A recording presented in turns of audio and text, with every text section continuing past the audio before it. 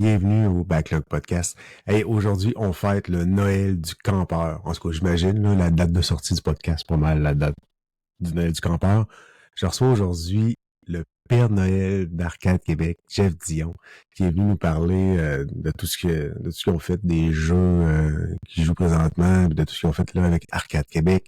C'est le 10e épisode, donc on est vraiment sur le bord de rattraper tous les épisodes que Arcade Québec a fait depuis 10 ans.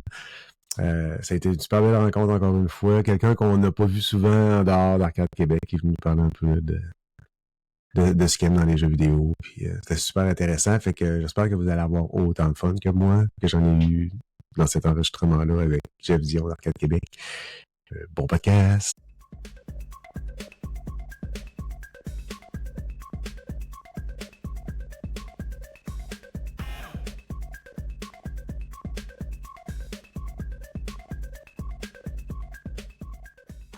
Bienvenue au Backlog Podcast. Je présente Jeff Dion d'Arcade Québec. Hey, content de t'avoir avec moi ce soir. Mais merci pour l'invitation. Je sais qu'on a eu de la misère à aligner nos horaires, là, mais très content d'être là. Ben, c'est sûr que des horaires de papa et de fils, de ce que je comprends, c'est toujours prioritaire et c'est super important de passer ça dans le Oui, ben c'est ça. En plus, je t'ai cancellé ça là, 5 minutes avant le début la semaine passée. Je me trouvais un peu poche. À peu près, mais j'ai taponné dans mes affaires de fichiers puis de montage puis tout. Fait que dans le fond, j'ai recyclé cette période-là pour le faire. Ça a été bien parfait comme ça. Puis, tu sais, quelque part, j'aime autant avoir des gens qui sont là parce qu'ils ont le goût d'être là que de forcer puis de... Comme pas. On fait ça pour le fun. Oui. Là, dans le fond, t'es chez Arcade Québec depuis... Ben, t'es depuis le début chez Arcade Québec, de ce que je comprends.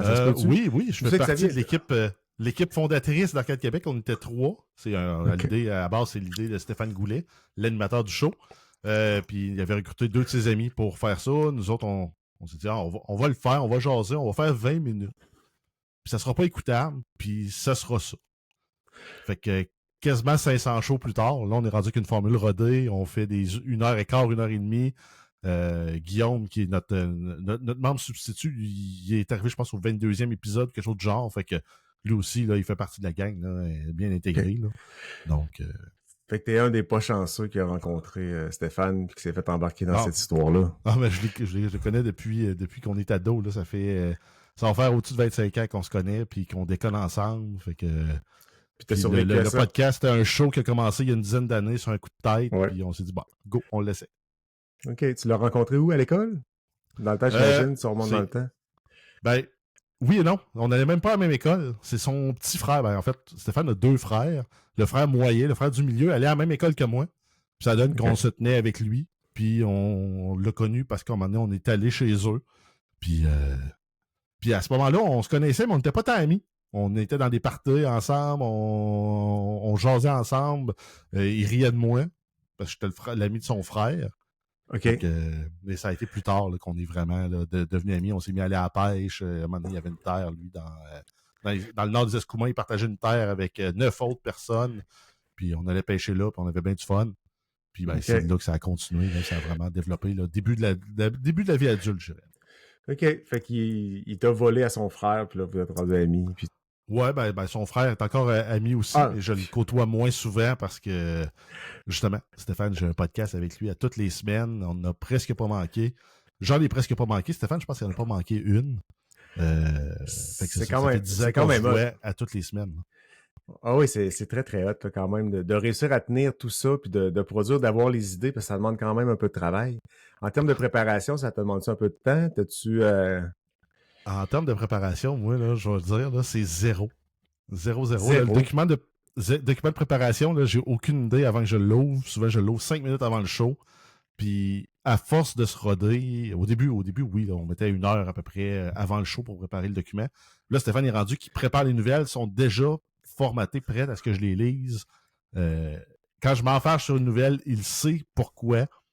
Puis, la fois d'après, les nouvelles sont arrangées. Fait que j'ai vraiment là une job assez peinarde dans Arcade Québec. OK. Fait que c'est un tout inclus dans Arcade Québec. Oui.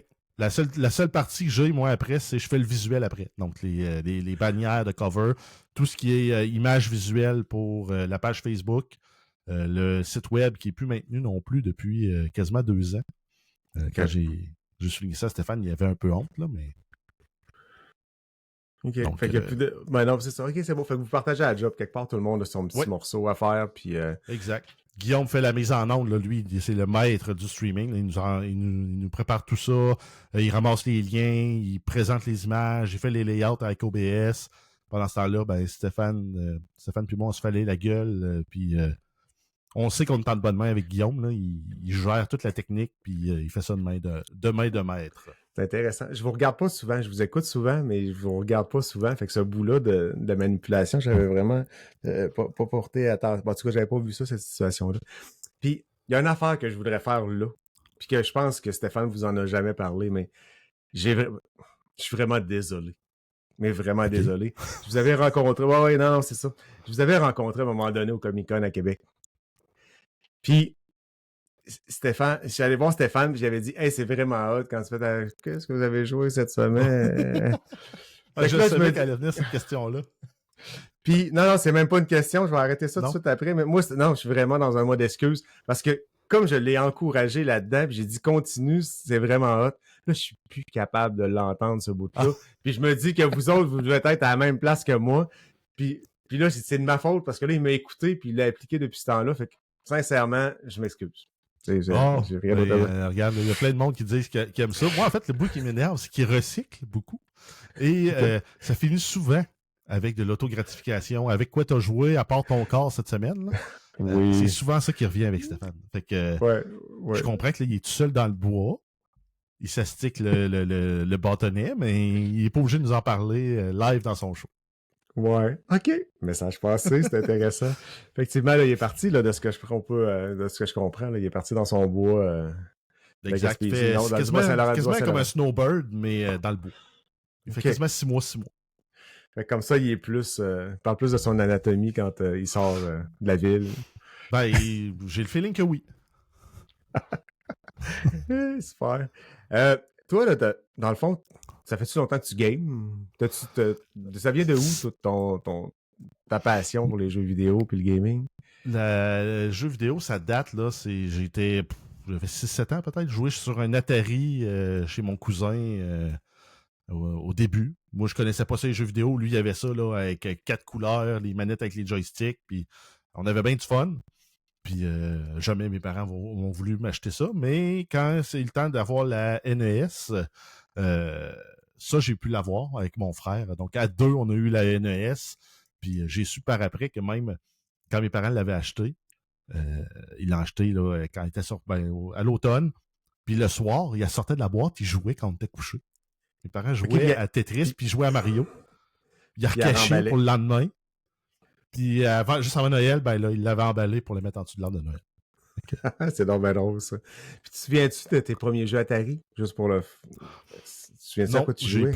Aucune idée. J'ai aucune idée. Là, je me souviens, il me semble qu'il y avait un truc de bateau qui se promenait dans les canaux, là, puis il fallait tirer sur des installations militaires. Mais je me souviens plus c'était quoi le nom du jeu.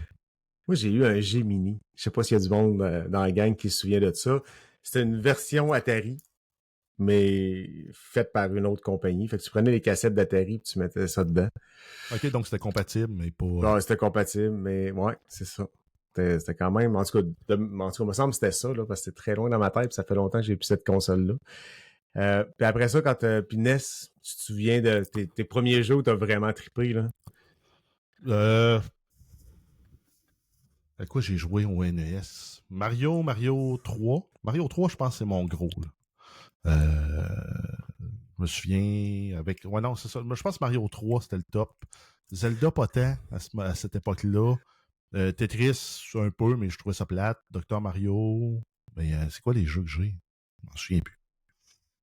Je pense que je les ai tous dans le sous-sol ici. Puis je pense que je ne l'ai jamais sorti, le Nintendo. Ah, OK, t'as tout ton stock. Tu t'es rien débarrassé de cette période-là? Ben, en tout cas, il me semble que non. Il me semble que j'ai tout. Mais il faudrait que je fouille dans mes boîtes. Là. C'est des boîtes que j'ai déménagées à plusieurs reprises sans les défaire. OK, fait que t'aurais une belle surprise de ressortir ça. Oui. Sinon, je les ai tous enchaînés après le Nintendo. J'étais Nintendo à côté jusqu'à la Wii. OK. Donc, j'ai fait le Super NES, j'ai fait le Nintendo 64, le GameCube, la Wii. La Wii, quand ça sortait avec la manette, là, c'était merveilleux, ça. Effectivement. après ça, j'ai fait une petite incursion du côté de PlayStation parce que j'avais trouvé un super deal pour Guitar Hero 2 quand c'était la folie. Je l'avais acheté que pour Guitar Hero. Donc, OK, puis toi, t'étais un peu... j'avais pas joué à Nintendo. aucun autre jeu sur PlayStation. Non, je n'avais acheté aucun autre. Okay. J'avais juste Guitar Hero avec 2 guitares, puis c'était le jeu de party par excellence. C'est clair. Puis t'as revendu... Ah non, t'as ça dans la cave, j'imagine, avec ce que tu viens de me dire tantôt. Non, tout ce qui est Nintendo, je l'ai encore. Le PlayStation, il est disparu. Ça a disparu. Tu sais pas ce qu'il est rendu. Non. Fait que t'étais vraiment quelqu'un de Nintendo. Tu jouais-tu à PC dans ce temps-là? Parce que je pense que là, tu joues PC un peu. J'ai eu un PC quand j'ai pu me le payer. Non, c'est pas vrai, j'en ai eu un. Mes parents en ont acheté un. J'ai joué un peu StarCraft, le premier, c'est vrai. De grosses années, je me souviens. Là, j'avais le temps le matin quand je me levais d'enfiler 2 games de StarCraft avant d'aller prendre l'autobus pour aller à l'école. Fait que le matin, je me dépêchais, je mangeais. J'allais faire 2 games de StarCraft. J'écrasais les joueurs contre qui je jouais. Puis après ça, je m'en allais à l'école. T'es humilié, comme prendre des expressions, ouais, Stéphane. Je tombais, en même temps, j'étais pas fin. Là, je tombais sur des games, là, les No Rush 20. Mais moi, je jouais Zerg après 5 minutes. C'était le rush qui était parti. Là. OK. Fait que... probablement, j'en ai fait sacrer plusieurs à ce moment-là. Ouais, j'imagine. Fait que c'est ça. Fait que là, t'es rendu quoi au niveau secondaire, puis tu es encore dans Nintendo. T'as-tu acheté des consoles comme Xbox, PlayStation, ou c'est dans ces périodes-là? Plus tard, la Xbox 360, je l'ai acheté pour le jeu Crowmounds, qui était un jeu de From Software dans lequel tu construisais ton mech. Donc, tu choisissais ton plateforme, ton cockpit, ton moteur, puis tu pouvais positionner tes objets pour cacher ton cockpit. Tu avais des classes. En fonction du châssis que tu choisissais, tu avais des classes. Puis le but, c'était de jouer dans une carte en 5 contre 5 ou 6 contre 6, si je ne me trompe pas, contre d'autres robots. Donc là-dedans, tu avais un commandant qui lui avait un radar qui permettait de voir la carte. Tu avais des soldats qui étaient super mobiles, super rapides. Eux autres, ils allaient mettre des mines, ils allaient mettre des bombes pour couper la retraite. Tu avais les snipers qui s'installaient, eux autres, sur une position en hauteur pour tirer. Puis quand tu réussissais à bien positionner, par exemple, ton sniper, je m'en souviens, là, lui, c'était mon préféré, t'enlignais tes fusils avec un angle de 45 degrés, puis t'es séquencé pour qu'ils tirent dans le bon ordre. Donc, le premier qui tirait était sa cible, le recul enlignait le deuxième tirait, et ainsi de suite. Fait que tu peux en aligner 4 d'un coup, qui envoyait 4 balles l'une en l'air de l'autre. Donc, c'était ce genre d'optimisation de guerre-là, le fun à faire. Okay. Par contre, le jeu est mort parce qu'il n'y avait pas assez de joueurs. OK. Puis tu as le jeu en ligne, donc, mais là, il fallait que tu sois vraiment coordonné avec tes partenaires. Là, si tu te parlais exact. pas. Puis il y avait comme une guerre persistante, 3 factions ensemble, puis tu avais une carte, puis le but c'était de venir prendre le contrôle de la carte. Puis tout dépendant de la faction qui gagnait à la fin, si tu étais dans la faction gagnante, tu pouvais avoir 2 ou 3 morceaux pour mettre sur tes mecs. Si tu perdais, tu en avais peut-être un. OK, puis ça, tu jouais-tu avec des chums? T'étais-tu capable de non, j'avais un de mes chums qui m'a dit « Hey, ce jeu-là est super le fun, je l'avais essayé, puis j'étais jamais capable de me coordonner avec lui pour jouer. Fait que je jouais tout seul chez nous, mais j'avais bien du fun avec ce jeu-là. Puis c'est comme un gros jeu de blocs Lego avec des MechWarrior. Mais en live, là. Ouais, tu jouais du vrai monde, puis... je pense que j'ai passé autant de temps à construire mes mecs qu'à me battre. Mais ça explique des jeux que tu vas nous parler tantôt, par exemple. De ces fans-là. C'est clair, hein? J'ai de la suite des idées. Oui, c'est ça se tient dans ce côté optimisation-là. Ben, c'est cool. Puis, après ça, ton gaming, t'as-tu eu des périodes où t'as moins gamé ou t'as plus gamé? Ou quand t'as sorti de l'adolescence, l'école, tout ça, 360, ça fait quand même... À partir du moment où j'ai fini l'école... C'était open bar, le gaming. Là, tout mon temps libre passait là-dessus, sauf si j'avais des activités de prévues. Je suis tombé aussi dans l'enfer qui est World of Warcraft. Donc, ouais, ça, des heures et des heures, au point même de bloquer mon calendrier, mon agenda pour les soirées où j'avais des raids pour pas voir mes amis parce que j'avais des raids avec du monde virtuel à qui je parlais pas pour aller battre, par exemple, Onyxia ou aller faire Molten Core. Donc... aujourd'hui, je me dis, hey, j'aurais le goût de rejouer à ça, mais j'ai pas le temps à mettre là-dessus. Là. J'ai pas. Ben, j'ai ouvert ça, là, peut-être 2 ou 3 ans. J'avais déjà entendu parler en masse, là, mais tu sais, j'avais comme jamais. Je me suis dit, un jour, je vais regarder c'est quoi. Puis après quelques heures, j'ai fait non, je peux pas jouer à ça. Pas que ça n'a pas de l'air le fun, mais le temps qu'il faut que tu mettes pour devenir bon, comprendre comment ça marche, puis ça te garde dans ce jeu-là. J'ai rencontré Max Tremblay, j'ai fait un podcast avec, qui joue énormément à ce jeu-là, puis c'est ça, ce qu'il m'expliquait, il joue à tous les matins, il y a ça, tous les semaines, c'est pas vrai. À la fin de semaine. Les matins, souvent, il s'installe avec sa communauté, puis il y a une grosse communauté, il l'entretient, puis c'est ça. Fait que je pense que c'est un jeu qui est très... Faut que tu sois engagé dedans pour avoir du fun. Ben, juste le fait que c'est un 15-16$ US par mois pour jouer au jeu, tu dis je vais être rentable. Mettons, il faudrait que ça me coûte à peu près $1 pour être rentable. Il faut que tu sois capable de mettre 20 heures dans ton mois. Fait que toi, tu te stimulais comme ça. Ok, ouais, c'est ça. Toi, tu t'es stimulé en disant faut que ça... Il faut que ça soit rentable. Là. C'est mon budget loisir passe là-dessus. Ben, si ça me coûte, mettons, 150$ par année, parce que quand tu achètes à l'année, c'est moins cher, ben, je veux le rentabiliser. OK. Fait que c'est une motivation pour toi de faire ça comme ça. T'as-tu encore ce coup d'œil-là quand tu achètes un jeu à 100$ qui dure genre 12 heures? Tu fais-tu ouf, je l'achète pas, il vaut 100$ puis je passerai pas de temps dessus? Tu fais-tu encore ce calcul-là? Pas tout le temps. Ça dépend. Il y a des jeux que je vais acheter puis je me dis je vais avoir du plaisir à le jouer, mais de moins en moins des jeux linéaires, là. 0 plus une barre, là. J'aime pas ça.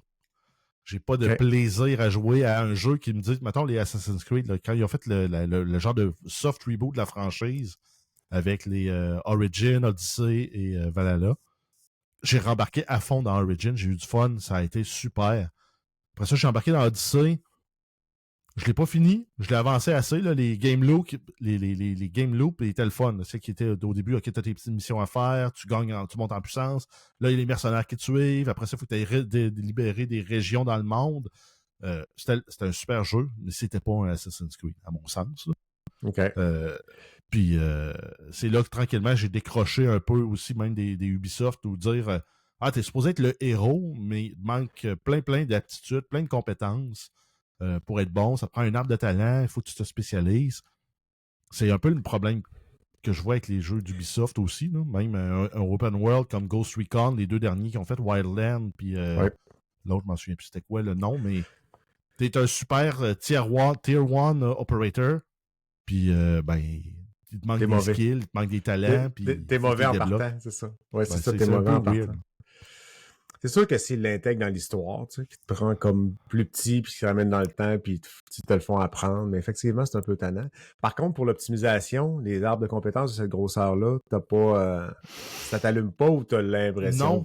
Non, j'ai... moi, intuitivement, quand je regarde les talents puis les arbres de talent, je fais toujours les mauvais choix. Je me dis, il me semble, 0.01% de tel truc... ça sert à rien. Mais finalement, c'est là qu'il faut que tu mettes tous tes points parce que quand t'en as 10, là, ça devient payant. Puis il y a une synergie avec tel autre skill, puis tel autre skill, puis tel autre skill que t'as pas vu. Fait que les jeux, moi, comme Path of Exile, ça m'attire au bout. Puis finalement, ça me retient pas parce que l'arbre de talent, je suis rendu comme... je me prends un guide sur Internet, il me dit comment monter mes affaires. Puis finalement, je joue le guide. C'est le fun, mais pas super le fun.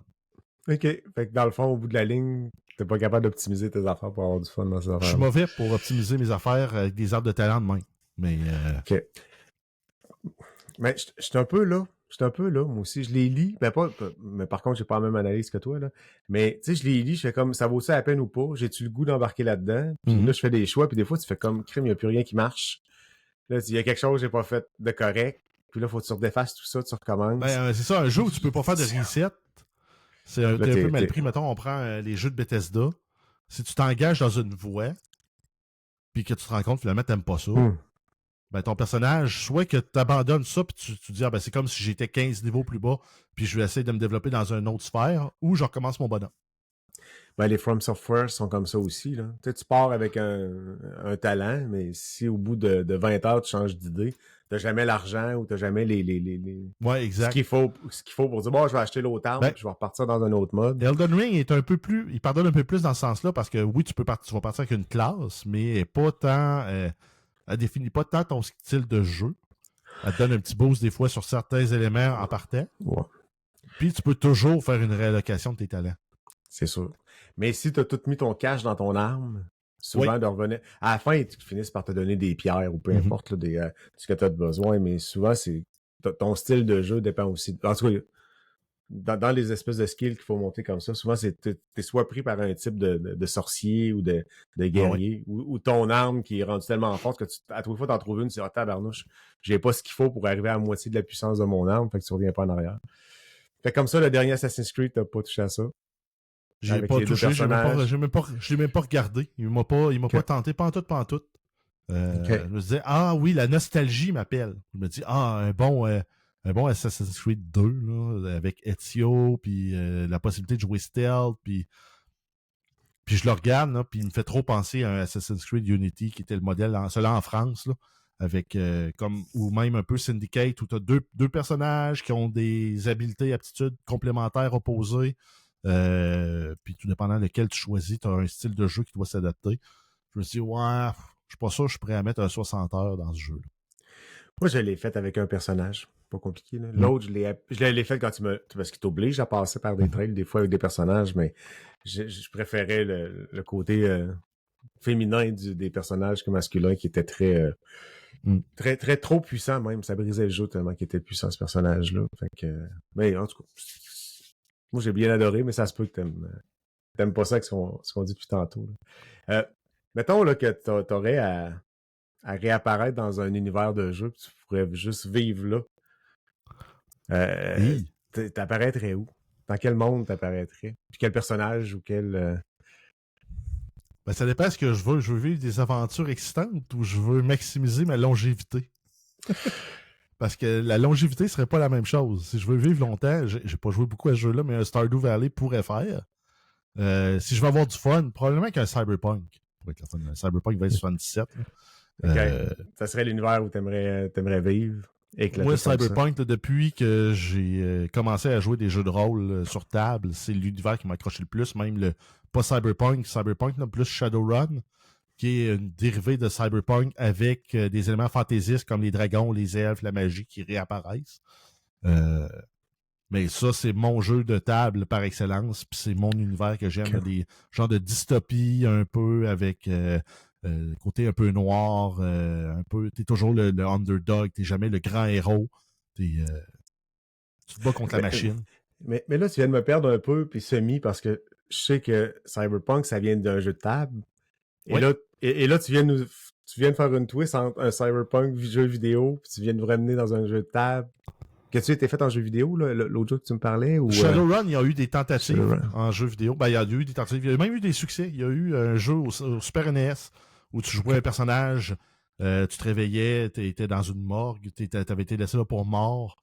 Puis même le médecin légiste pensait que tu étais mort.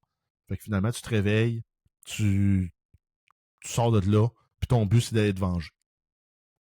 Fait que le jeu, puis c'est vraiment, là, on prend tous les éléments de Cyberpunk, là, tout ce qui est le transhumanisme, les implants, l'amélioration du corps, les méga corporations qui ont plus de pouvoir qu'un pays, la police qui est rendue privatisée, tout ce qui peut être privatisé est privatisé.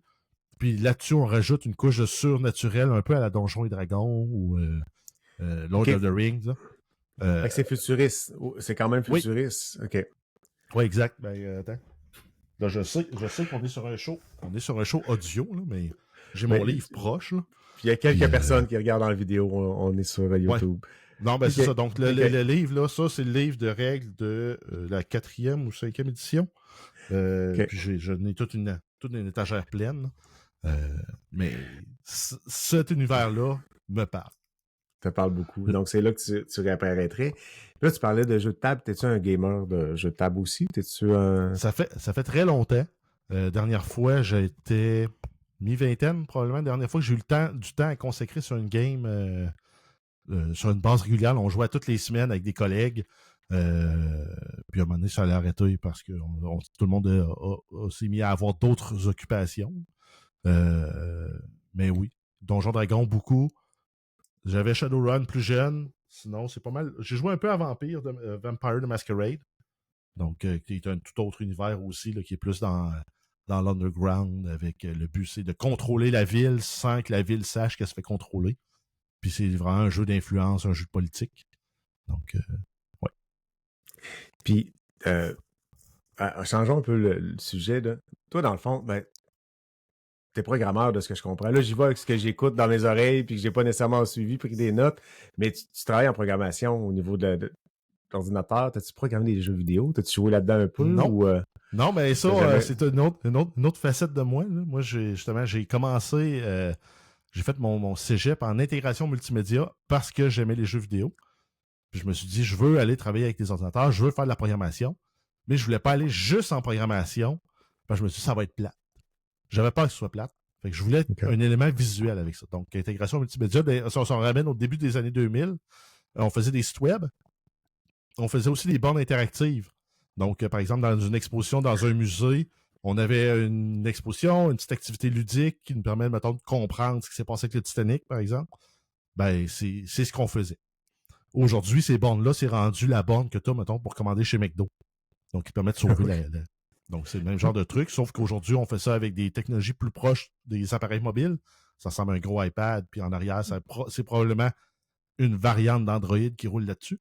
Donc, moi, j'ai commencé à faire l'intégration. Donc, l'intégrateur, c'est le gars qui est à la fin de la chaîne de production, qui prend le stock du programmeur, prend le stock du graphiste, prend le stock du monteur vidéo, assemble tout ça pour faire un produit fini. Donc, il peut avoir besoin de faire des ajustements sur les images, sur les vidéos, sur la programmation.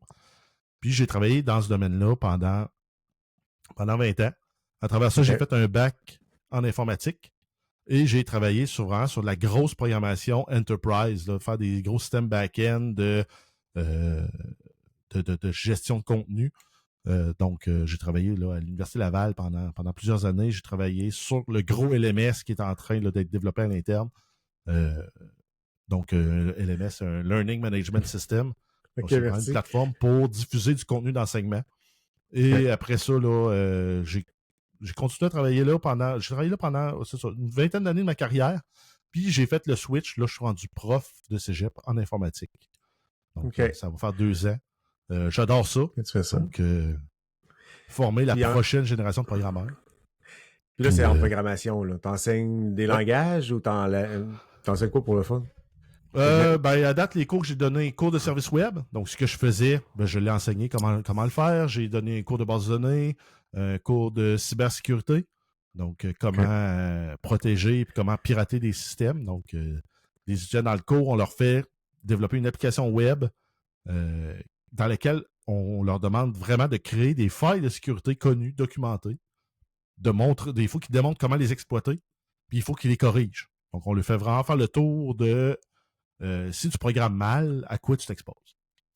Ah, mais c'est super intéressant, ça, quand même. Puis ça, oui. T'as fait ça pour les compagnies pour qui tu as travaillé. Tu avais toujours cet aspect-là, j'imagine. Oui, mais je ne l'ai pas fait aussi formellement que ça. Je le faisais parce que c'est à gauche et à droite, j'ai pris de l'information, puis je l'appliquais, puis je me documentais. Mais là, d'avoir vraiment un enseignement là, aussi structuré comme ça, là, le prof avec qui je donne le cours, il est super, c'est lui qui m'a tout fourni son matériel, je l'ai mis à ma main, mais c'est super. Là. Je travaille avec des super bons collègues en plus. C'est super le fun. Ah, c'est vraiment cool. Fait que finalement, t'as jamais travaillé dans le jeu vidéo, t'es jamais allé... Jamais travaillé dans le jeu, j'ai jamais codé de jeu en entier non plus. J'ai fait des micro-prototypes. Genre une game loop avec juste capturer les inputs, déplacer les objets à l'écran, puis c'est tout ce que j'ai fait. C'est difficile de trouver la motivation, parce que souvent, je vais avoir la motivation pour faire le rough, qui va me prendre 20% du temps. Puis là, aller jouer d'un petit détail pour faire le fine-tuning, là, c'est là que la motivation va me quitter. Puis le projet aboutira jamais. Ben, pour avoir bricolé à la maison chez nous, souvent, de monter les murs, ça va bien. C'est quand vient le temps de poser les dernières moulures puis de tirer les joints c'est beaucoup... Dans le fond, dans notre cerveau, on n'imagine pas très bien, je pense. On n'évalue pas beaucoup le temps que ça passe. Fait que ça monte, tu fais c'est beau, c'est le fun, puis après ça veut plus finir de finir. Fait que j'ai l'impression que c'est ce que tu vis aussi au niveau programmation. Mais je suis un peu de même. J'aime apprendre des nouvelles choses. Puis une fois que je les maîtrise assez pour dire je les comprends, ben, je me désintéresse de la chose. Là, pendant la pandémie, tout le monde a pogné des passe-temps un peu weird. Ben, moi, j'ai commencé la maroquinerie. Donc, la maroquinerie, c'est le travail du cuir. OK. Donc, je me suis mis à... Moi, mon but, c'était de me faire une trousse de voyage en cuir OK. pour mettre mon stock, là, mettons, shampoing, savon, brosse à dents, pâte à dents. J'en ai fait 6-7. Là-dedans, j'ai plusieurs prototypes qui sont juste dans une boîte à prototypes. Puis toutes les autres, je les ai distribués, je les ai vendus ou donnés à du monde qui en voulait. Puis je n'ai pas, finalement. Puis j'en fais plus. T'en fais plus parce que cette année, t'as compris comment ça marche. Exact. Puis, mais je pense que j'ai encore tout le stock pour en faire au moins une. Les zippers avec le fil, le cuir, j'ai tout. Mais c'est fini, t'as plus de fun. Ouais.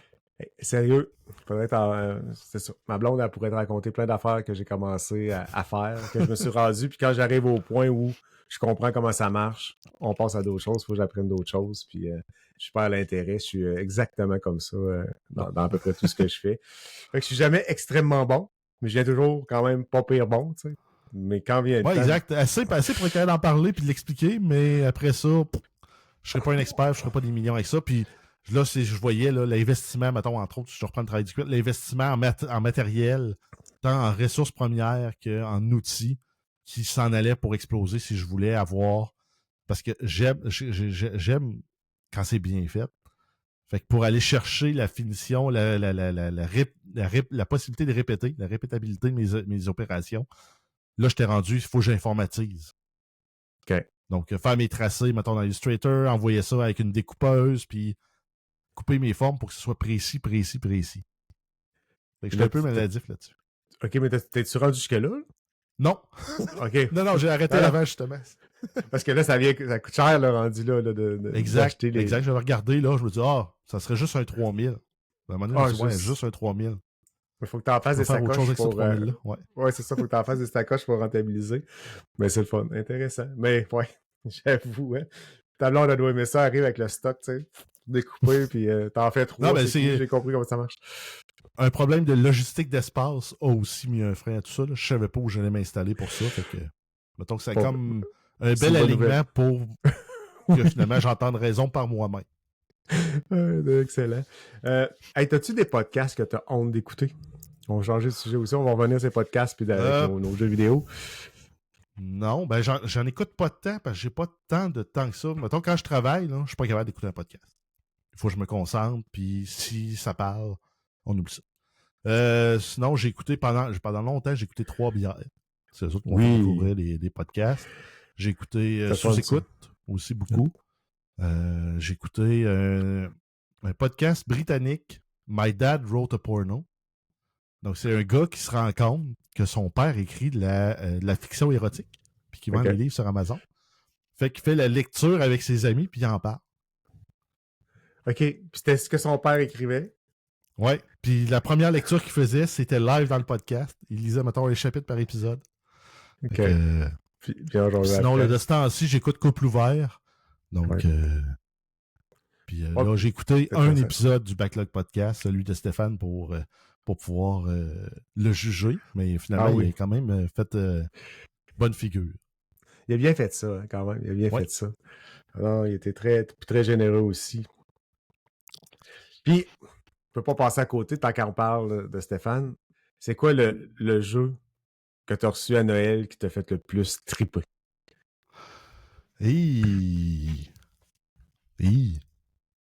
Là, ce que j'ai reçu, des jeux que j'ai reçu. Ça fait longtemps que j'ai pas reçu du jeu à Noël. Mais ça peut être une console, ça peut être. Tu sais, quand tu te souviens quand t'étais kid, que t'as déballé ou. Ben, c'est ça, je m'en souviens pas tant. J'ai pas tant de souvenirs. Je me souviens que j'ai eu bien du fun avec mes consoles. J'ai eu bien du fun le vendredi soir. Là, à tous les vendredis soirs, mon père, là, il était smart. Là. Il nous amenait, mon frère puis moi, au club vidéo pour louer des jeux. Puis des fois, on prenait 1 heure pour louer le maudit jeu. Là. Puis il était patient avec nous autres. Fait que ça, puis je me souviens plus de ces moments-là que des moments où je jouais à ces fameux jeux-là que j'ai loués le vendredi soir. C'est plus le fun.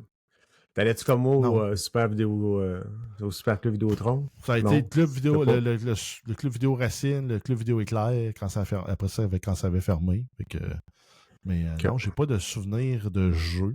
C'est sûr que les consoles de jeux, ça c'était toujours des cadeaux. Fait que c'était toujours le fun de les recevoir. Mais même ça, j'ai pas tant de grands souvenirs de consoles de jeux. Que t'as reçu. À Noël. Oui, exact. Un cadeau à Noël. C'est bon.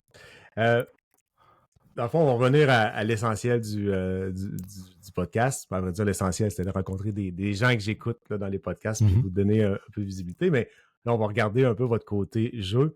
L'idée, là, c'est pas de faire des critiques. Hein. C'est vraiment de dire pourquoi qu'on les aime puis pourquoi qu'on reste dans les jeux ou les critiques, vous en faites... il y a plein de podcasts dont vous qui faites des critiques de jeux, puis c'est le fun ou pas. Mais c'est vraiment plus de voir l'émotion derrière et non la critique pour dire c'est bon ou pas. On va commencer par la pile de honte. Je vais passer le jingle. La pile de honte, dans le fond, tu viens nous parler de tout ce que tu as dans tes jeux, tous tes jeux que tu as achetés, que tu n'as pas joué ou que l'argent que tu as dépensé. Toujours en l'honneur de Stéphane. Ça vient de lui. À date, honnêtement, j'ai pas vraiment trouvé d'autres mondes qui avaient une pile de la honte plus que lui. Donc, c'est notre. Non, lui, c'est légendaire. C'est très, très, très, très, très légendaire. Donc, on va en parler tout de suite après cette petite pause.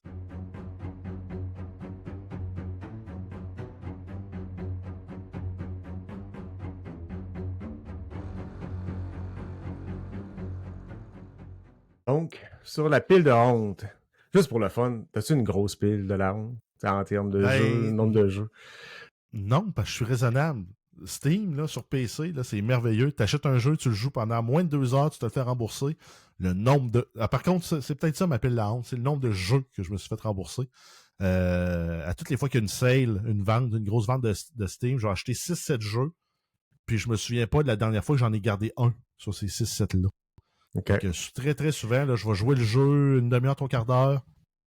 Il m'accroche pas assez. Je me fais rembourser.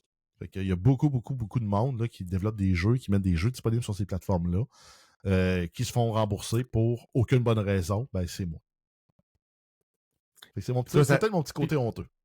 OK, puis c'est toi qui... Ben, mais ça te permet d'essayer des jeux, puis si t'es aimes, tu vas les garder, là, mais ça fait que ces jeux-là, tu fais « Oups, ça me touche pas ». Puis 2 heures, t'as quand même du temps pour voir si... Exact. Si c'est intéressant. On peut peut-être commencer par parler du premier que tu as sur ta pile de honte.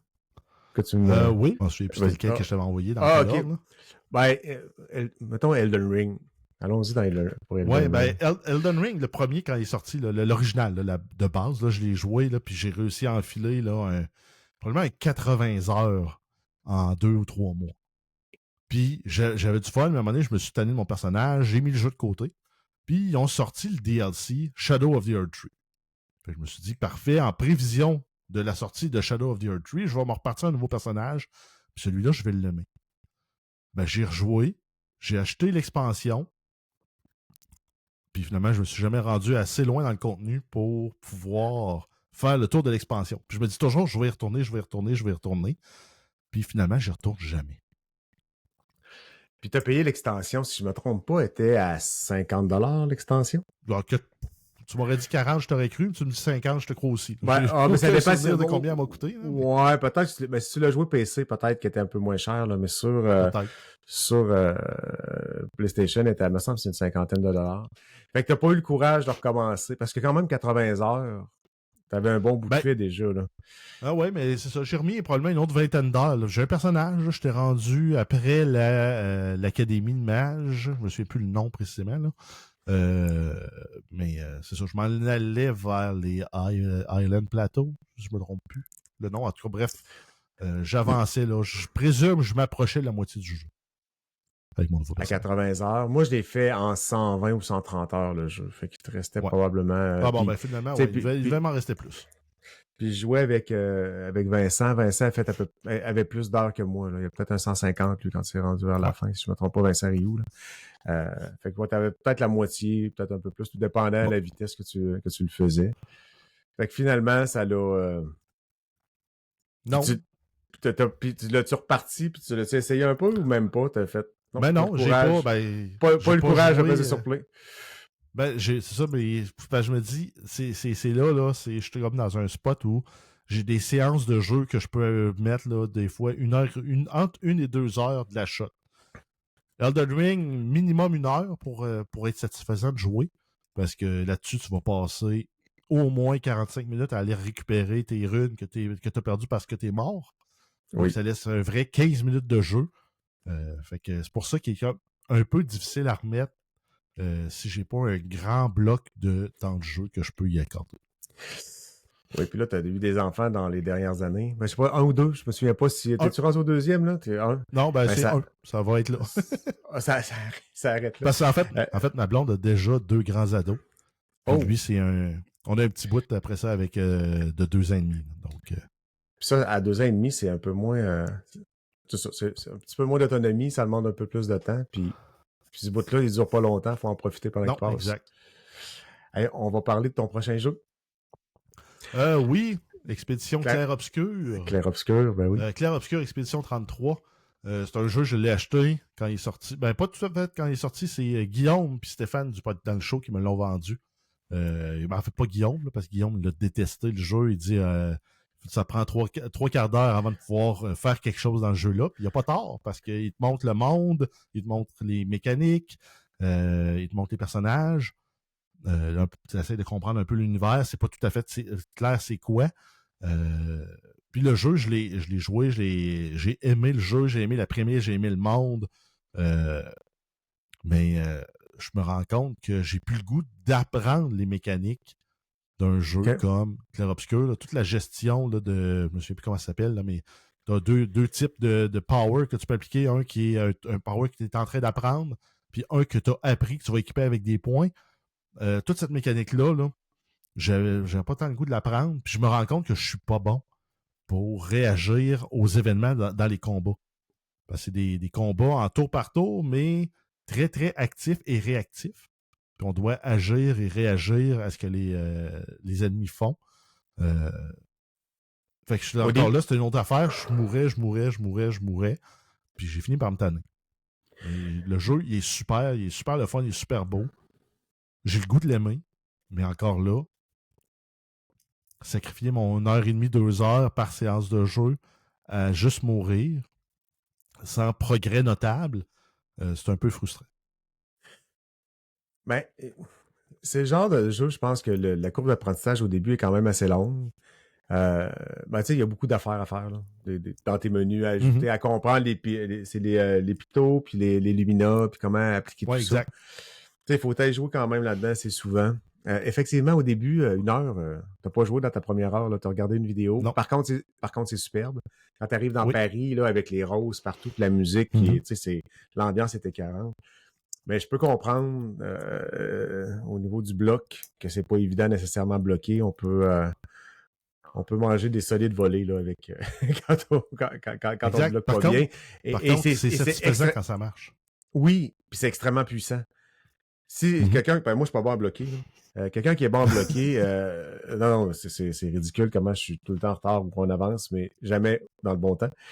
Puis quand tu réussis, les monstres, tu les tues très, très, très rapidement. Là. C'est 3-4 blocs, puis ils sont t'as passé au travers. Il y a aussi des trucs, là, il faut que tu ailles tirer sur des lampes à certains endroits, mais si tu les tires pas dans le bon sens, dans le bon ordre, ça se peut que tu passes quelques belles heures à essayer de battre ce monstre-là. À la deuxième shot, j'ai compris comment ça marche. Je l'ai battu, ça a pris 15 minutes. Ça a super bien été, puis je suis pas mort par la suite. Fait qu'il y a plein de mécaniques à l'intérieur qui sont super intéressantes, mais il faut prendre le temps d'apprendre ces mécaniques-là, puis les maîtriser. Mais en tout cas, moi, sérieusement, ça a été mon jeu de l'année pour l'instant. Là. J'ai adoré ce jeu-là.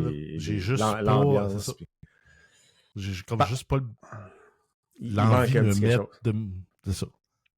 Puis, honnêtement, quand je suis arrivé à la fin, j'étais tanné. Il était temps, là, je trouvais que la musique, là, j'étais plus capable. Puis, là, je te dis, le 10 de... Parce que tout le temps, même tune qui recommence quand tu parles des combats, puis tout ça, c'était très répétitif. C'était quand même... Un jour, ça tente. Mais il faut que tu aies le goût. Je me rends compte, des fois, il y a des... On file pour des affaires, puis des fois, on file pas. Là. Puis si tu filais pas pour ça, oublie ça, c'est pas nécessairement très, très cool à jouer. Le prochain, Sea of Stars. Oui, ça, c'est un peu un deuil que je dois faire, en fait, Sea of Stars, parce que quand je jouais sur Super Nintendo, les seuls jeux que je jouais, c'était des RPG. Donc, les Final Fantasy, Secret of Mana. Le seul que j'ai pas fait dans les gros jeux de RPG des années, justement, mi-90, début 2000, c'est Chrono Trigger. Puis je me suis dit, tant qu'à jouer Chrono Trigger, je vais jouer Sea of Stars, un jeu québécois. je vais le jouer en québécois. Puis finalement, je me rends compte que oui, c'est le fun, mais pas si le fun que ça. Parce Mais qu'est-ce que t'aimes je sais pas? pas, je sais pas, c'est plus un style de jeu qui me fait tant triper. Tu d'aller jouer dans l'espèce d'arbre de compétences ou gérer Non, même pas. ton C'est vraiment matériel, juste, je sais pas, là, de me promener sur une carte, d'attendre de rencontrer des ennemis, puis je sais plus. J'ai comme plus ce plaisir-là. Même tous les jeux là, de Final Fantasy, je me disais, ce serait le fun de leur jouer. Puis juste à y repenser, de leur jouer, puis de grinder le jeu, puis les combats, puis non, ça me tente plus. J'ai comme passé ça, puis c'est un deuil que je vais faire parce que c'est mon style de jeu que, dans ma tête, c'est mon style de jeu préféré. Mais en fait, dans mon cœur, c'est mon style de jeu préféré, mais ma tête me fait comprendre que non, c'est plus ça. Est-ce que c'est une question de temps? Ça se peut-tu que ça soit ça comme tu sais, un jeu de même, tu passes 8 heures à jouer dedans, ou tu arrives à la course, tu fais 2 heures ou 1 heure et demie, t'as pas eu le temps de reprendre le dessus, de te rasseoir comme il faut dans ton jeu, puis tu dois le laisser tomber. Ça peut-tu être... Peut-être que le facteur temps il est pour beaucoup encore là-dedans. Mais bon, j'aurais aimé ça l'aimer plus, j'aurais aimé ça le finir, mettre un petit peu plus de temps. Mais bon, ça n'arrivera pas. Mais il y a quand même un petit truc qui m'a tanné. Pour le peu que j'ai fait, là, c'est la traduction en québécois est super le fun et super drôle. Le problème, c'est que des fois, j'entends, mettons le personnage principal, j'entends un gars de la Beauce, après ça, j'entends un gars du lac, puis après ça, j'entends un gars de Québec. Avec les expressions, les tours de phrases, mais dans le même personnage. Okay. Fait que moi, ça me sort un peu de l'immersion. Parce que si, par exemple, chaque personnage avait eu leur dialecte propre, ça aurait été le fun. Ça aurait donné mais là, couleur. des fois, là, c'est les façons de parler des personnages. C'est comme s'ils étaient multi-régionaux. Chaque personnage est multi-régional. C'est donc bien drôle, ça. C'est de la manière que c'est écrit ou c'est l'accent de la personne qui le... Ben, c'est les mots, là, la façon. Ben, mettons, ça met cher, ben, on sait que c'est un gars de la Beauce qui dit ça, là. Okay. Et quelqu'un qui dit là, c'est quelqu'un du Lac-Saint-Jean. Ben, des fois, le même personnage va avoir les deux types d'expressions. Ça m'a comme chicoté. C'est pas la même personne qui a écrit le texte. Fait que lui, il a décidé qu'il mettait des là, puis l'autre, il mettait des... Ben, okay, apparemment que c'est la même personne qui a fait toute la traduction, mais peut-être pas eu la considération de garder une identité à chaque personnage là-dessus. Puis que les... Par contre... Il l'a traduit en québécois, pas... Puis ça a viré en région québécoise, qui a mélangé. Ouais, mais c'est peut-être moi qui est trop critique, là, mais ça m'a agacé un peu, ça. Ben, c'est drôle. Ben, on a chacun des oreilles différentes. Hein. Moi, j'ai mon plus vieux, là, il reconnaît les voix du monde qui font les doublures, là. Ah, il dit, cette voix-là était dans tel jeu, là. Je fais comme, hey, tabarnak, j'oublie ça, là. Moi. puis pas parce qu'il suit puis qu'il lit des affaires, là. Mais, tu sais, le son, il est capable d'associer. Tu fais, hey, c'est... Moi, ça, il y en a un qui m'a frappé, c'est Sam Gamgee en français dans Lord of the Rings. C'est la même voix que Eric Cartman en français. OK. OK. C'est le seul. C'est arrivé une fois, lui en fait, m'a frappé là, parce que je me suis dit, après ça, j'entendais juste Eric Cartman avec Frodon. Là. Ouais. Monsieur Frodon, je vous emmerde et je rentre à ma maison. C'est tout ce que j'entendais. C'est donc bien drôle. Puis, dans ta pile de honte, t'en as combien des jeux à peu près? Comme ça que t'as... c'est sûr que si je compte tout ce que j'ai aussi qui vient avec des Humble Bundle, là, souvent, tu achètes le bundle pour 1 ou 2 jeux, puis il y en a 10 autres qui viennent. Là, j'en ai des centaines. Mais mettons, là, si je regarde juste dans les jeux que j'ai installés puis que je joue pas, là, j'en ai probablement 7-8 actuellement. Là, je me dis, ça pourrait être le fun de les jouer. Genre Fallout 3, je l'ai joué, mais je l'ai pas fini. Hades 2, il est sorti en Early Access, je l'ai joué, je l'ai pas fini non plus. J'ai Risk of Rain 2, je l'ai joué beaucoup, mais je l'ai pas fini. Satisfactory, la version 1 est sortie. Je l'ai joué, mais je me suis pas rendu très loin. Donc j'en ai plusieurs, là, des jeux comme ça. Puis, t'es-tu comme moi, souvent quand un jeu, je le finis pas, mettons, je fais 10 heures dedans, puis je décide, moi, je reviens rarement dans ces jeux-là. Une fois, je les ai pitchés en arrière. J'ai l'impression que t'as un peu ce genre-là. Oui. Je le garde là en me disant, hey, je vais le jouer, mais finalement, je le joue. Jamais. Non, c'est ça. Moi, c'est rare. C'est très, très rare. J'en ai des jeux que j'ai mis de côté en arrière.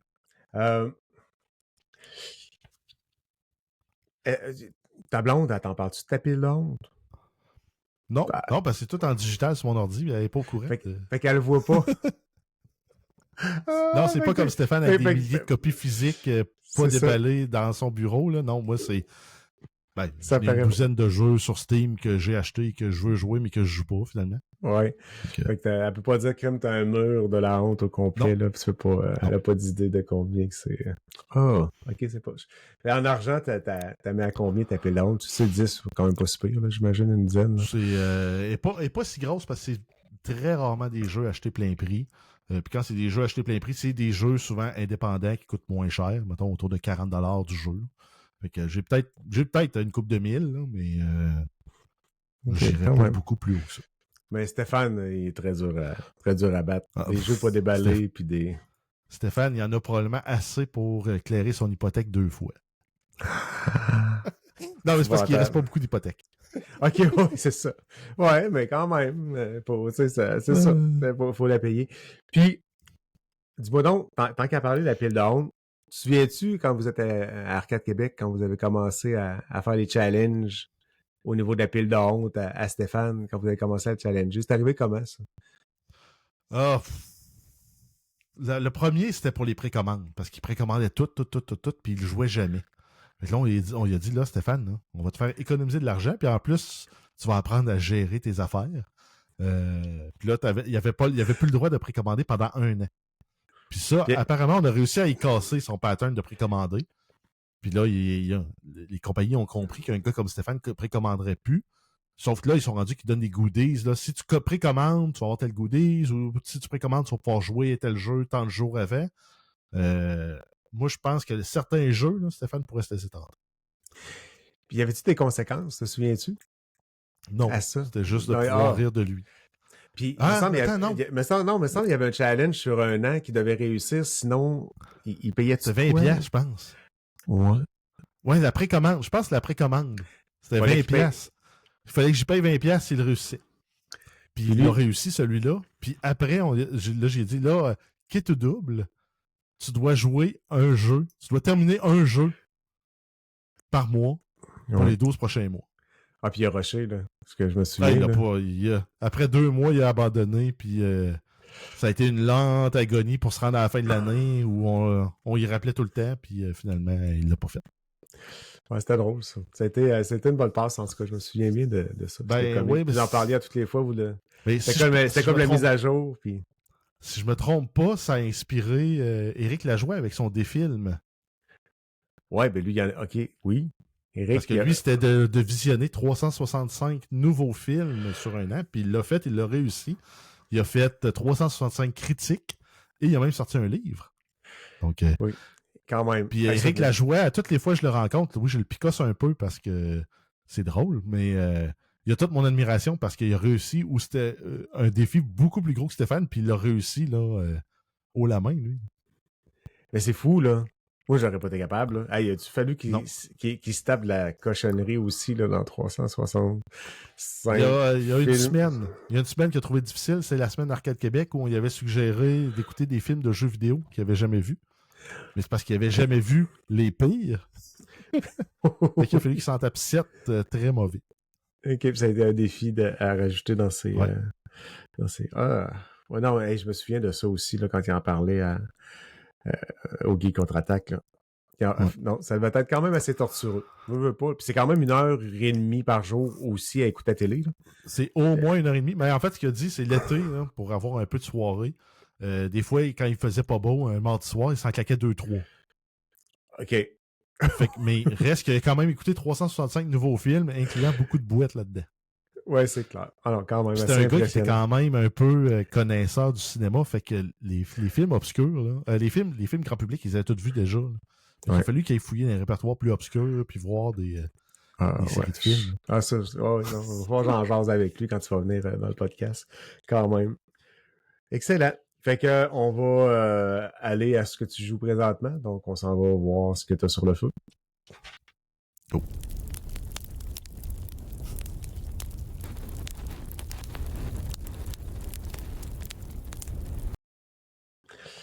Fait que tu joues à quoi présentement? Dans le fond, c'est pas compliqué cette partie-là, hein? C'est vraiment ça. Puis pas une critique, là. Mais pourquoi t'es dedans puis t'es en train de finir ton jeu, tu seras au bout, puis ce que t'aimes?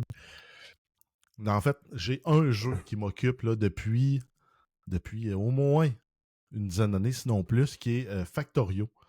Donc, un jeu de construction, d'automatisation qui rentre dans la grande famille ce qu'on appelle les programming games.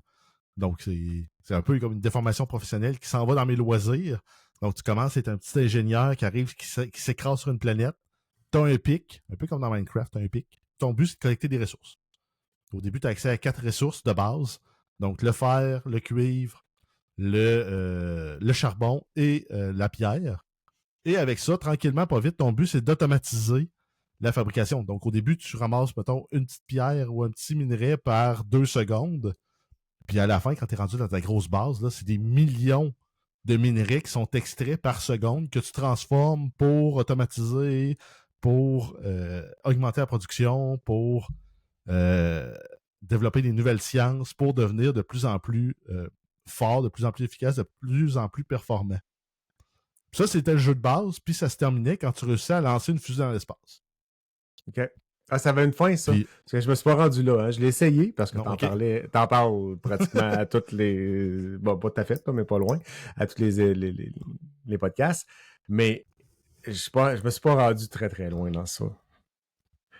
Mais non, c'est ça. Le but, c'est d'automatiser. Puis quand ça va pas assez vite, ben, c'est d'augmenter ta production pour pouvoir automatiser plus. Puis c'est vraiment la chanson des vulgaires machins. Je fais de la poudre pour faire plus d'argent, pour travailler plus, pour faire plus de poudre. C'est une roue qui se nourrit, puis tu cours de bottleneck en bon français. Donc, à chaque fois que tu as une place où tu devrais produire plus, mais il y a quelque chose qui te limite, ben, tu attaques ce point-là, puis le problème se déplace. Puis tu chasses les problèmes. Est-ce que... Je vais te poser d'autres questions parce que j'ai arrêté quand même assez tôt, puis je l'ai oublié. Honnêtement, là, j'ai oublié de continuer à jouer. Là. C'est plus ça qui est arrivé parce que ça m'intéressait. Puis je voulais jouer sur ma Steam Deck. Au début, c'était didactiel, mais à un moment donné, tu arrives, ils te donnent toujours des objectifs ou quand tu pars, à un moment donné, là, l'objectif, c'est de te construire une fusée, puis là, tu arrêtes de recommencer ta construction au début, puis tu ne fais que optimiser toujours le même setup. Quand tu pars en mode sandbox, tu n'as aucune science, tu connais rien. Fait que ton but, c'est graduellement tu regardes toujours dans le panneau des sciences, tu regardes, tu dis, OK, je veux, par exemple, produire la science rouge, qui est la première science que tu peux faire. Donc là, il va te présenter dans l'arbre de technologie toutes les technologies que tu dois débloquer pour y arriver. Donc, ton but, c'est de travailler tranquillement, pas vite, à débloquer ces technologies-là. Après ça, tu dis, OK, là, je suis rendu à la science verte. La science verte, qu'est-ce qu'elle me permet? Entre autres, elle te permet le béton. Le béton est un outil, un élément intermédiaire que tu peux utiliser dans beaucoup de recettes. Okay. C'est aussi un élément que tu peux te servir pour tapisser le monde, pour toi te déplacer plus rapidement. Par contre, ça s'en prend beaucoup, là, parce que chaque petite tuile dans le jeu, c'est un morceau de béton. Donc, ça en prend rapidement là, des centaines et des milliers et des millions même. Donc, c'est toujours à partir de l'arbre de technologie que tu peux progresser. Donc, tu dis, OK, ben, la prochaine étape, OK, là, je suis rendu, j'ai la science rouge, j'ai toutes les sciences, toutes les technologies de la science rouge qui ont été débloquées. Je fais la science verte. Ben, les sciences vertes, finalement, ça prend les rouges et les vertes. Donc, tu dois toujours continuer ton automatisation de ta science rouge. Tu rajoutes l'automatisation de la science verte, tu débloques les technologies rouges et vertes. Fait que dans la prochaine. Tu es en train de me dire que j'ai pas joué assez longtemps pour me rendre là. J'ai pas passé le didactiel probablement, puis je me suis pas rendu au sandbox pour partir. Je veux dire, j'ai jamais fait les didactiels. Je suis tombé directement en mode sandbox, puis j'ai exploré avec le mode sandbox. OK. Bon. Puis, combien de temps ça prend pour la lancer, là, la fusée? Dans le jeu de base, l'achievement, pour ceux qui le font rapidement, c'était 8 heures. Okay. Ça, c'est le très rapide. Le rapide, c'est 15 heures. Puis celui-là, je l'ai réussi plusieurs fois. Là. J'ai même passé proche une fois de faire le 8 heures. J'ai réussi à le faire en 9h30. Okay. Mais ça, tu n'as pas le temps de niaiser parce qu'il faut que tu optimises. Parce que au début, tu as ton minerai, mais à un moment donné, tu rajoutes aussi tout un modèle de liquide. Donc, tu dois gérer de l'eau, du pétrole brut, du pétrole raffiné, différentes variantes de pétrole raffiné, de l'acide sulfurique. Ça te prend des tuyaux à toutes les fois pour transporter tout exact. ça. Puis là, tu es rendu que tu as... puis tes ressources intermédiaires, il y a des ressources intermédiaires que tu veux mettre sur ce qu'on va appeler, mettons, le main boss. Donc, qui est comme un assemblage de convoyeurs qui transporte des ressources dans ta base. Puis, il y en a d'autres que tu ne veux pas mettre, que tu vas juste les transformer localement. Donc, par exemple, tes plaques de cuivre, tes plaques de fer, tu vas les mettre sur ton bus. Après ça, tu as des circuits électroniques. Ben, tu as 3 niveaux de circuits électroniques qui sont de plus en plus complexes à faire. Eux autres, tu vas les avoir aussi. Tu vas avoir du plastique, tu vas avoir du soufre. À un moment donné, tu es rendu que tu as 45 lignes de convoyeurs, 8 lignes de tuyaux pour amener tes ressources pour pouvoir faire fonctionner ta base. Puis à terme, dans le jeu de base, tu arrivais, tu lançais une fusée dans l'espace, puis la partie était terminée. Avec l'expansion qui est sortie en octobre dernier, quand tu arrives à lancer ta fusée, tu as à peu près 1/5 du jeu de fait. OK. Après ça, tu dois aller explorer 3 nouvelles planètes qui ont des nouvelles mécaniques. Donc, on change comment tu produis l'électricité, comment tu produis tes ressources de base, tes ressources naturelles. Si on arrive sur la planète de Vulcanus, tu as 3 ressources qui sont disponibles. Le charbon, la calcite et le tungstène. Mais tu dois produire aussi ton cuivre, tu dois aussi produire ton fer. Mais sur une planète volcanique, tu vas extraire ces ressources-là de la lave. Donc, tu dois vraiment travailler avec un autre système de mécanique. Pour te relancer une fusée après, pour aller sur l'autre planète? Pour relancer une autre fusée, développer une nouvelle science, parce que sur cette planète-là, tu découvres la science métallurgique. Donc, ça va te permettre de débloquer des nouveaux trucs, entre autres, différentes formes d'explosifs, les artilleries, qui vont te permettre d'éliminer les ennemis. Parce que oui, tu tombes sur une planète habitée, puis tu dois te défendre contre ces ennemis-là aussi. T'as-tu réussi à te rendre au bout? Je me suis rendu au bout. Ça m'a pris 130 heures sur ma première partie. Okay. Mais c'est justement, c'est un jeu que tu pars le jeu, tu as un problème à régler, tu règles le problème. Ça peut prendre 20, 30, 50, 60 minutes. Tu règles le problème. Tu as progressé dans le jeu. Moi, je me sens très à l'aise souvent de mettre pause ou de sauvegarder puis de quitter. Fait que ça te permet d'arrêter un peu n'importe quand. Puis t'as un achievement, t'as ta dose de crack là, satisfaction qui apparaît au bout de 20 minutes, une demi-heure. Exact. C'est pas pour rien que le jeu sur le subreddit de Factorio s'appelle aussi Cracktorio. Donc c'est vraiment une drogue. Quand même. Est-ce qu'il a évolué? Tu dis que ça fait longtemps que tu joues. Là. Est-ce qu'il a évolué un peu ou c'est toujours le même visuel? Ben, c'est... ils ont revampé beaucoup du visuel. Ils ont beaucoup travaillé sur ce qu'ils appelle le quality of life. Donc, étant donné que dans le premier jeu, tu étais toujours sur la même planète, tu pouvais toujours te rendre physiquement où le problème était pour construire. Puis ça allait bien. Puis il y avait des irritants, mais c'était correct. Là, maintenant, quand tu arrives mid-game, tu as 4 planètes à gérer. Donc, la planète de base, plus 3 nouvelles planètes que tu dois explorer. Tu dois pouvoir te rendre sur ces planètes-là à distance pour prendre le contrôle puis régler les problèmes qui surviennent. Le seul problème que tu peux pas régler à distance, c'est si tu n'as plus d'électricité. Celui-là, tu vas devoir te rendre pour adresser le problème. Mais tous les autres problèmes, à partir du moment où tu as des robots de construction qui vont te permettre d'automatiser le travail, tu peux t'en sortir. Ils ont posé le Wi-Fi, fait que là, t'es correct. Exact. T'es capable de régler ça à distance. Mais le seul problème là, qui peut vraiment te nuire, c'est l'électricité. OK. Puis mettons que tu serais le développeur, à vrai dire, t'aurais le développeur en avant de toi aujourd'hui. Qu'est-ce que tu suggérerais pour l'améliorer? Pour l'améliorer, rien. Y a-t-il quelque chose que j'aimerais avoir dans le jeu-là? Non. Je pense non. Je changerais rien. C'est la perfection. Je garderais 100% tel quel. OK. C'est parfait. Fait que... appelle pas le développeur, c'est réglé, on n'en parle plus. Non, exact. Non, bon. Le monde commence à spéculer sur qu'est-ce qu'il va y avoir dans la version 2.1 du jeu, qui est supposée être la dernière patch. Ils sont supposés d'ajouter les derniers éléments de qualité de vie. Puis j'en vois pas vraiment. OK. Je vois pas de truc qui me manque pour me dire le jeu serait vraiment mieux si on avait ça. Fait que le prochain, Escape from Tarkov. Oui, Escape from Tarkov, c'est un jeu qui est probablement le père des Extraction Looter Shooter. Donc, le premier jeu dans lequel où tu pars sur un raid avec un certain équipement. Tu rentres dans le raid, tu as un certain temps pour compléter un ou des objectifs, t'extraire du raid vivant et garder ton équipement. Si tu meurs dans le raid, tu perds tout. OK. Donc, fait que là, faut que tu rachètes. Puis, me semble que tu parlais à un moment donné qu'il y avait des assurances que tu pouvais prendre. Oui, exact. Donc, c'est là que ça vient un peu te sauver la vie. Par exemple, tu mets ton casque, tu mets ta veste par balle, ton fusil, tes chargeurs, des grenades, un sac à dos.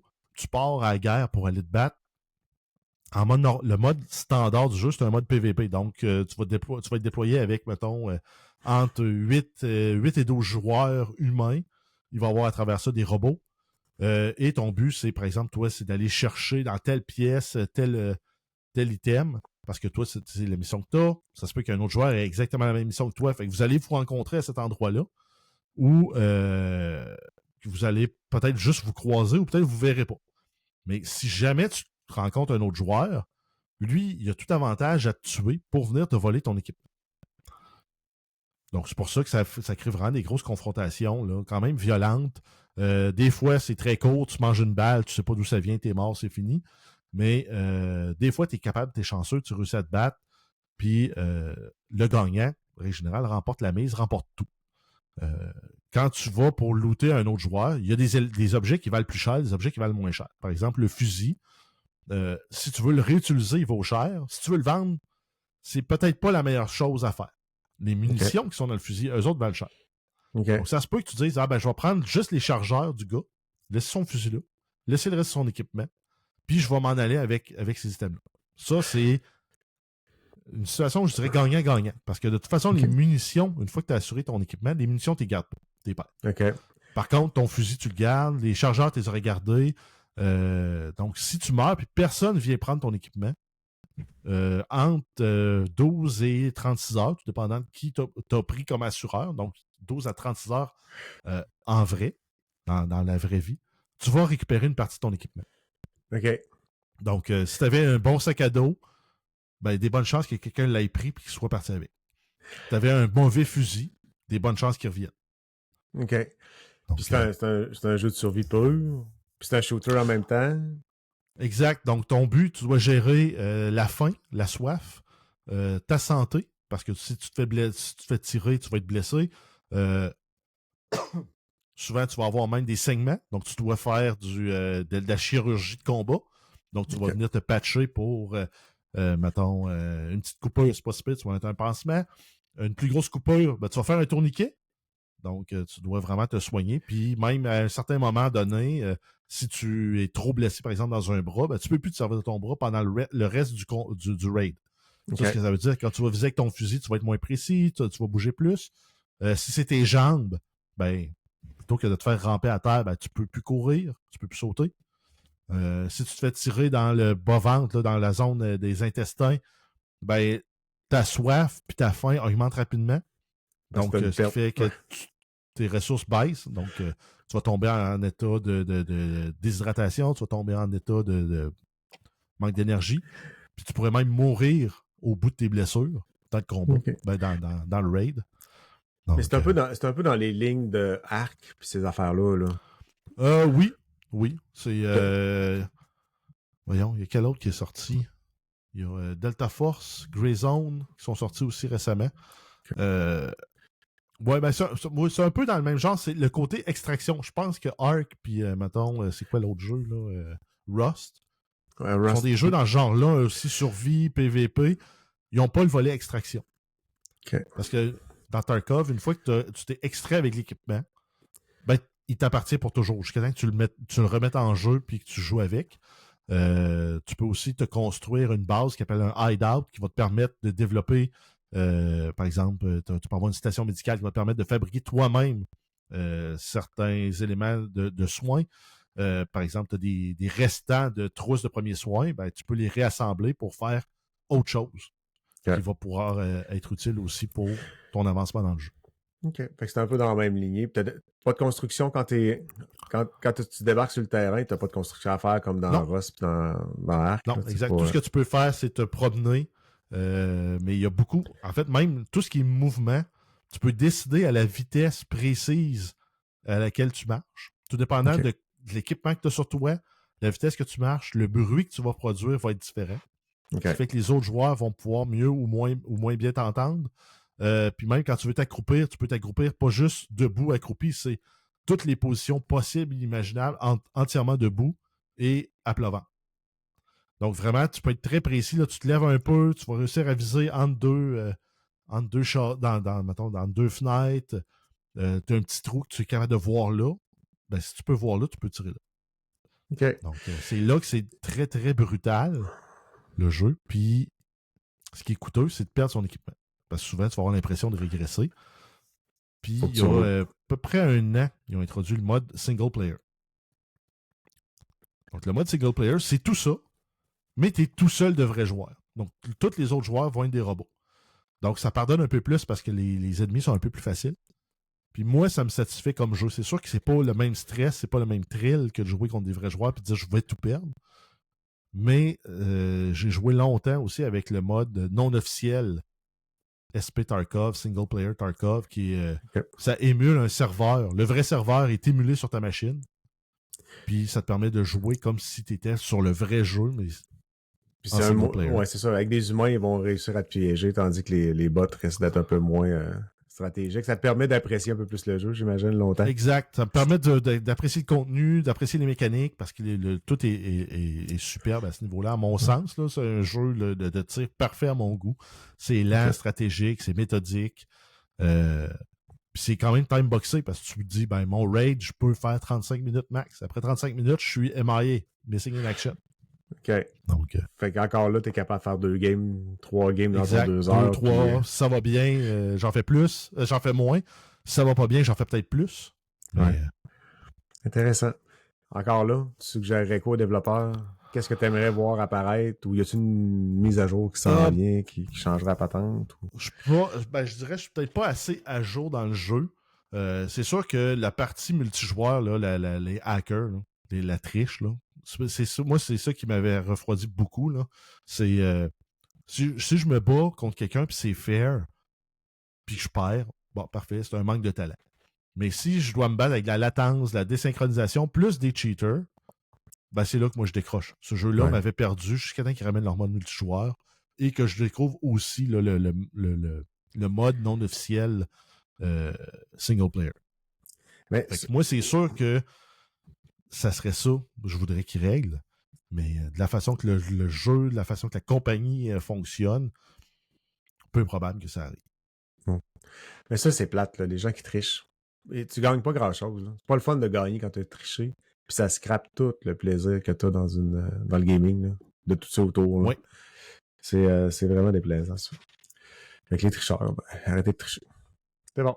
Excellent. Fait que ça fait... C'est pas mal à ça que tu joues présentement. T'as rien d'autre de... Non, c'est tout. J'ai un peu de Balatro, mais pas assez pour en parler là, en long et en large. Ouais, puis Balatro, ben c'est ça. Ça, c'est un jeu de toilette, là. Puis t'arrêtes quand tu veux, là. Peut-être en fais 5 minutes ou ça se règle assez rapidement, là. Mais c'est un... ça mange du temps aussi, ça. C'est pas long. Quand tu commences à jouer à Balatro, là, à un moment donné, tu fais... ça fait déjà 1h15 que je joue. C'est... Excellent. Fait qu'on est prêt à passer à l'autre section qui là, on va parler de tes attentes, hein, des jeux qui s'en viennent après ce petit jingle.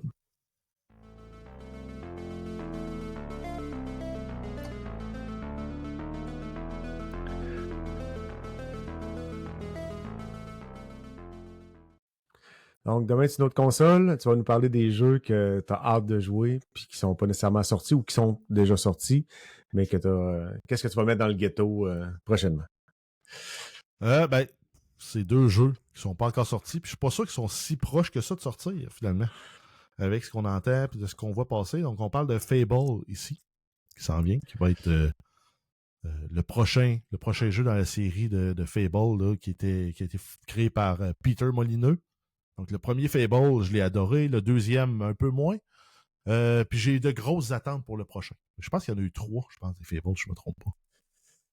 Moi, je me souviens d'en avoir joué un, mais je pense que c'était le premier à ce moment-là, mais j'ai arrêté de suite. Non, mais moi, je l'avais adoré, là, la possibilité de jouer, puis de devenir bon ou de devenir méchant basé sur tes actions, puis que tu sois pas juste simplement pénalisé. Genre, tu rentres dans une ville, t'es méchant, les gardes t'arrêtent. Non, c'était pas ça. C'est des gens ont peur de toi, mais ils veulent quand même interagir avec toi parce que t'es quand même un héros mythique du monde. J'ai beaucoup d'espoir pour ce jeu-là. Par contre, avec le temps que j'ai à mettre, j'espère que je vais pouvoir le rentrer dans mon horaire. de pouvoir dire je joue un gentil, je joue un méchant, d'avoir des missions qui sont le fun, qui ne sont pas répétitives non plus, là, que tu n'as pas l'impression de faire toujours la même mission ad vitam aeternam, comme ça arrive souvent dans les RPG modernes. Oui. Non, ça vient tannant d'avoir l'impression de refaire tout le temps la même chose. Ouais, va tuer 8 chevreuils, va tuer 4 ours, va tuer 3 écureuils. Bon, on s'entend que... C'est tout le temps la même affaire. Ou va chercher la fleur pour les médicaments de ma grand-mère qui est mourante. Là. C'est un classique. Sais-tu quand que ça va sortir? Moi, j'ai pas de temps de fouiller, mais ça avait pas l'air d'être parti pour sortir bientôt. Non, ben je pense que c'était 2026. Mais quand en 2026 je sais pas. C'est Playground Games. On a une date pour 2026. Rien de prévu, là, autre que ça. C'est pas très... Non, c'est ça, j'avais rien trouvé de particulier non plus. Le prochain que tu veux...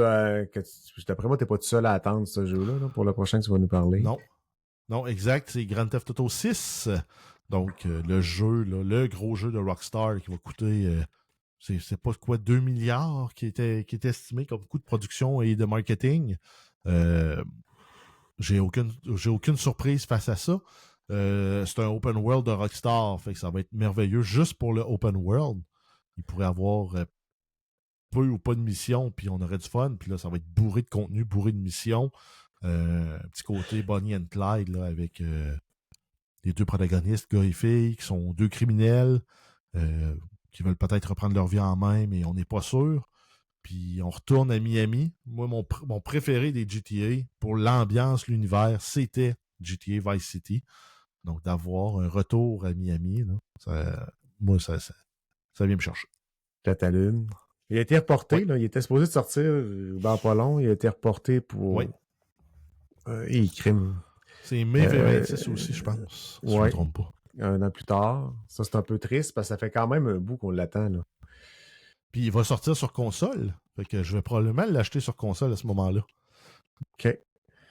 Parce que il va sortir sur console, puis ça va probablement prendre une autre année avant qu'il sorte sur PC. Donc je vais peut-être même l'acheter 2 fois. Obligé. Pourquoi pas? Pas le choix. T'aimes-tu mieux jouer console ou PC? J'aime mieux jouer PC. Parce que, je sais pas. C'est peut-être le setup que j'aime. Mais j'ai pas fait le test, mais là, je me dis, je pourrais peut-être aussi essayer de brancher ma Xbox sur mon écran. Sur mon écran d'ordi. OK. C'est ton setup d'ordinateur. Comme moi, j'aime ça jouer sur PlayStation. Ma télé à 75 pouces, écoute...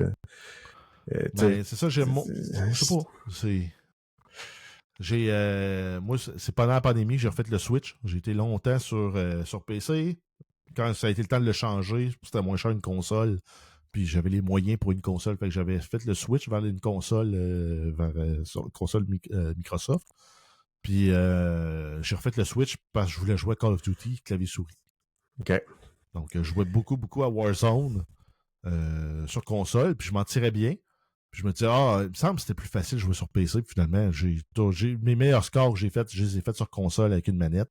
Mais depuis, je suis resté sur PC. Puis j'ai joué Factorio, en fait. Et la seule raison, il n'y a même pas besoin d'avoir une bonne carte graphique dans l'ordi. Puis je peux jouer à Factorio. Puis je pense que ça me satisfait. Fait que, je sais pas.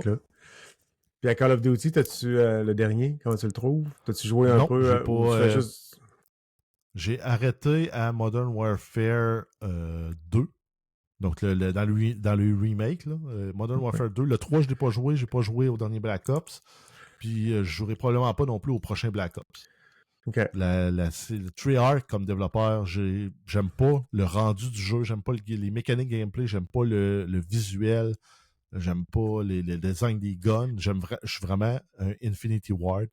Okay. Call of Duty, je l'ai commencé avec le premier, qui était une chicane qu'il y avait eu avec la gang de Medal of Honor. Ils ont dit d'abord, nous autres, on va aller faire notre jeu. Donc, ils ont fait Call of Duty. Je les ai suivis là, jusqu'à la débandade, justement, du premier Modern Warfare 2 où les deux, Vince Zampella et l'autre, je ne sais plus son nom, sont partis puis ont fondé Respawn Studio qui nous a donné les deux Titanfall. Ben, moi, j'ai suivi cette partie-là. C'était, à mon sens, à moi, l'âge d'or de Call of Duty, là. Modern Warfare, le premier Modern Warfare, jusqu'à la chicane avec Activision. Puis là, depuis, c'est hit or miss, à mon sens. Là. Le dernier vraiment bon, c'était le remake de Modern Warfare. Fait que le Warzone, tu joues à Warzone pas parce que c'est comme quelque chose à côté, c'est pas tout à fait la même chose. Tu vas même pas dans le jeu grossir tes guns parce que tu peux aller optimiser tes guns un peu dans. Ben, c'est ça, c'est là qui fait que je jouais à Warzone parce que j'avais joué à Modern Warfare. Fait que j'ai été équipé, j'avais mes guns, c'était le fun, je pouvais faire les loadouts que je voulais. Là, j'ai rejoué récemment à Warzone, puis ben, vu que je peux pas faire de loadout le fun, puis que le jeu dépend vraiment des loadouts, ben, il est moins intéressant. Ils sont plus longs à développer. Tu peux le faire quand même, mais ça prend plus de temps. Il faut que tu prennes le bon gun, tu joues plus avec, puis tu les cherches, puis tu les tires un peu dans le temps. Il suffit qu'il y ait une patch, la méta change, le gun que tu as passé 15 heures à monter, il est plus bon. Ça t'en prend un autre. Tu recommences. Puis le dernier gameplay, comment tu l'as trouvé? Moi, j'ai arrêté, là. J'aimais ça, mais ça prend de l'investissement pour être bon, parce que tu connais pas les cartes, tu connais pas les endroits où tu te fais dropper. Non, ben, j'ai joué au bêta du dernier, puis c'est tout. Puis le dernier Warzone, j'ai rejoué quand ils ont ramené Verdansk. J'avais un bon feeling, il était le fun, mais j'ai pas mis assez de temps parce que j'avais d'autres envies de jouer de jeu. Puis encore là, tu sais, c'est à coup de 2 heures. Souvent, c'est des jeux qu'il faut que tu passes des soirées à jouer pour avoir du fun, puis apprendre les méthodes, puis les cartes. Puis tout. C'est bon. Regarde, ça fait quand même déjà un petit bout qu'on est ensemble. La soirée est bien avancée. Ben, je te remercie beaucoup. Là, ça serait le temps de conclure. Je sais pas si tu as quelque chose à ajouter. Plugger ton show, plugger... Ah oui, parce que moi j'ai pas de plateforme personnelle là, puis je suis vraiment pour Arcade Québec là. Je travaille avec Stéphane là, depuis puis Guillaume depuis ça va faire 10 ans. Ben ça fait 10 ans en fait, on approche le show 500. C'est un show qu'on enregistre à toutes les semaines le mercredi live sur Twitch. Sinon c'est disponible le jeudi matin sur toutes les plateformes de streaming. Donc gênez-vous pas pour aller l'écouter, nous envoyer vos commentaires, puis selon Stéphane, on a des gens qui envoient encore des courriels. Donc, arcadequebec, @gmail.com pour les vieux ploucs, comme dirait Stéphane. Donc, Puis j'ai compris que tu travailles avec Stéphane. C'est pas juste un plaisir de passer du temps avec, c'est un travail avec Stéphane. C'est parfait, j'ai bien noté. Je comprends bien. Non, ben... C'est le bout de sérieux de notre relation. Oui, ok, c'est le bout de sérieux. Non, je trouve ça très drôle. Ben, c'est bien, ben merci beaucoup. Puis très bon show, continuez, lâchez pas, honnêtement. Là, ça fait 10 ans, mais il faut pas vous lâcher. Je pense que c'est un bon. Vous faites un bon show de bonne qualité, c'est vraiment trippant de vous écouter. Ben merci. C'est rare que j'ai les commentaires directs. Souvent, ça passe par Stéphane. Moi, j'ai l'information que Stéphane nous relaie. Il fait qu'il nous relaie juste les bons trucs. Mais merci pour les bons mots, merci pour les commentaires. Puis il y a pas beaucoup, honnêtement, il n'y a pas beaucoup de mauvais trucs dans ce que vous faites. Là. La qualité de ce que vous faites est quand même impressionnante. La régularité, c'est capoté là, de ce que ça demande. Nos opinions pourraient être litigieuses par moment. Là. Non, ça je comprends, mais tu sais, c'est tout. Oui, mais c'est du podcast là. Si personne paye, puis la qualité que vous faites pour quelque chose de gratuit comme vous faites, c'est hallucinant. Là. Puis la régularité. Oui, ça vaut cher. Puis, une bonne dose de fibres à toutes les semaines. C'est clair. Puis c'est à toutes les semaines, même pas 2 semaines. Fait que merci beaucoup. Pour ce qui est du backlog, ben, c'est possible de voir la vidéo sur Twitch, sur YouTube. Sinon, ben vous pouvez la voir sur Spotify, sur Google Podcast et Apple Podcast aussi. Je l'oublie tout le temps. Je suis très Android et PC, fait que les Apple, je suis un peu moins là. Je passe de l'autre côté du obscur du côté PC quand je parle de ça, fait que je l'oublie souvent. Fait que merci beaucoup, puis bonne soirée.